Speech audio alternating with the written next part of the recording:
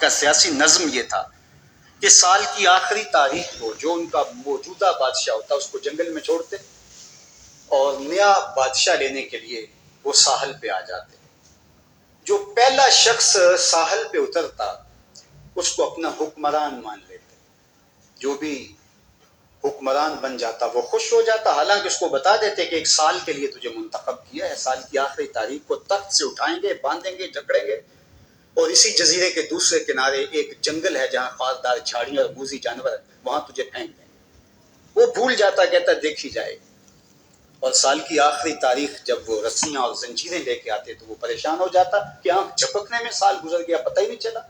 پھر روتا ہوا چیختا ہوا اس جنگل میں جاتا اور لوگ اس کو چھوڑ کے آ جاتے اور درندوں کا رزق بن جاتا. اور جو بھی آتا اس نے کبھی انکار نہیں کیا تھا. پہلی بار ایسا ہوا کہ جس شخص کو انہوں نے ہار ڈالے، گارڈ آف آنر دیا، تعظیم تکریم دی، سیلوٹ کیا، اس نے کہا یہ سب کیا ہے؟ کہا کہ آج کے بعد تو ہمارا حکمران ہے. کہا میں تو امور سلطنت نہیں جانتا، میں تو تاجر آدمی ہوں، چیزیں بیچنے آیا ہوں.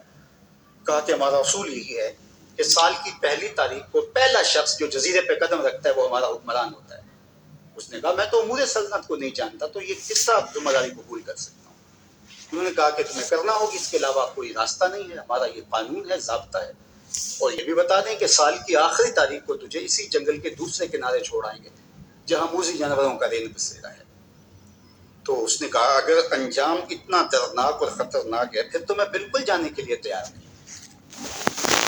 انہوں نے کہا تو چاہے نہ چاہے باندھ کے بھی تخت پہ بٹھانا پڑا تمہیں بٹھائیں گے.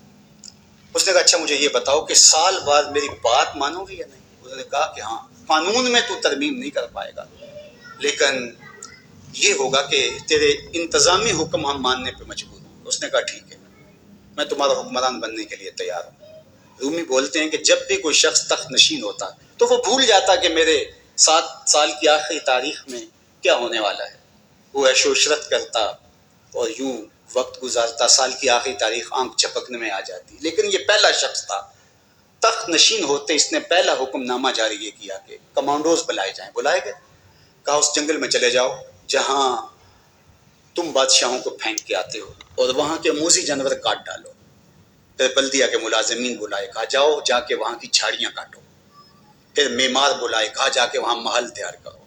کچھ لوگوں کو بلایا، کہا جا کے وہاں پھول لگاؤ، پھلدار درخت لگاؤ، سایہ دار شجر لگاؤ.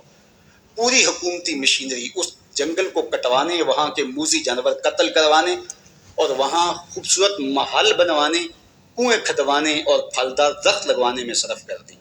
اب سال کی آخری تاریخ کو جب وہ زنجیریں لے کر آئے تو اس نے کہا کہ مجھے کیوں جکڑتے ہو، میں خود جانے کے لیے تیار ہوں. اس لیے کہ یہ اس تخت پہ آرام سے نہ بیٹھا، یہاں بیٹھ کے تیاری وہاں کی کرتا رہا جہاں اس نے جانا تھا. کافر اور فاسق دنیا کے تخت پہ عیش کرتا ہے، بھول جاتا ہے